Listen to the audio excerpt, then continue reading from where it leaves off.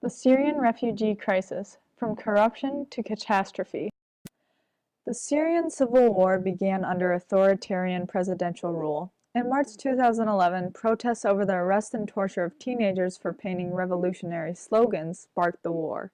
Opposition supporters began to fight back against security forces. People demanded President Assad's resignation. The war has evolved into more than just the fight between those for and against the president. It also includes the fight between the two different branches of Islam, Sunni and Shiite. The formerly peaceful protests of anti-government and religious groups has turned into a full-blown war, pulling in various countries. ISIS has taken over part of Syria as well. An estimated 9 million Syrians have fled their homes since the outbreak of civil war in March 2011. Taking refuge in neighboring countries or within Syria itself. According to the UN, around 250,000 people have been killed and 13.5 million people are in urgent need of humanitarian assistance. More than 75% of Syrian refugees are women and children. Between 2 and 3 million Syrian children are not attending school.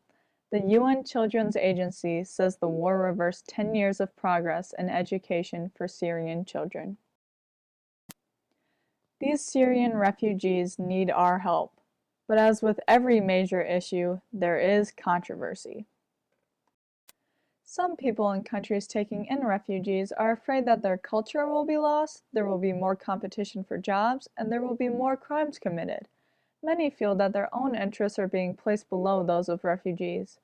The leaders of these countries must consider the safety and well-being of their citizens before taking in refugees. Some people are concerned that among the refugees there may be agents of ISIS. Also, some say that there may be refugees who will become part of ISIS if they support Islamic supremacism. They believe Muslims are superior to non-Muslims and that violence is justified in order to rid the world of non-believers. It's also difficult for refugees coming into foreign countries.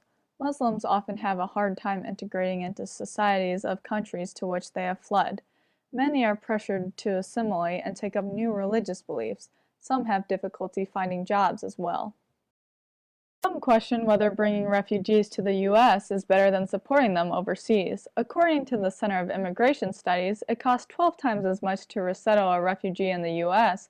as it does to care for the same refugee in a neighboring country in the Middle East. Some refugees are merely placed in American cities without enough help to support themselves. Refugees are dying because they are encouraged to make dangerous journeys across the Mediterranean in order to reach countries providing asylum. Many who are in dire need of help cannot get immediate assistance because migrants from all over are flocking to these countries.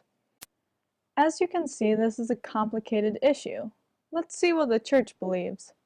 The Church calls Christians to care for the mistreated and those seeking peace. All refugees must be treated as equals, all lives matter, and every person's dignity must be upheld.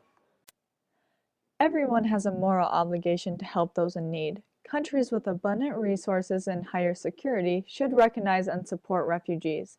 In turn, Syrian refugees should be active members in the countries that receive them and respect the country's citizens.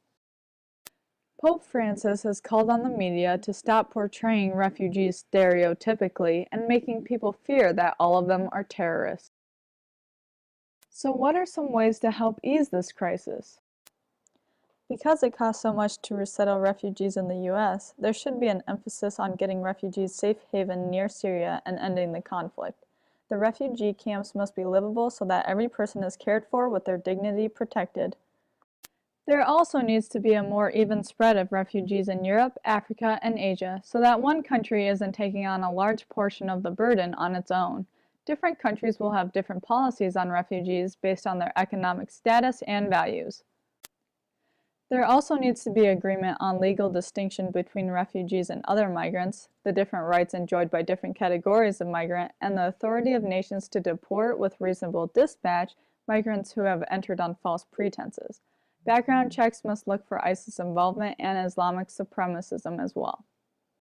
So what can we do? We must pray for the safety of all refugees. We can also support organizations that help refugees, such as the Mercy Corps or the UNICEF. Every person deserves to live a life free from fear. Please help make this possible. Created using Powtoon.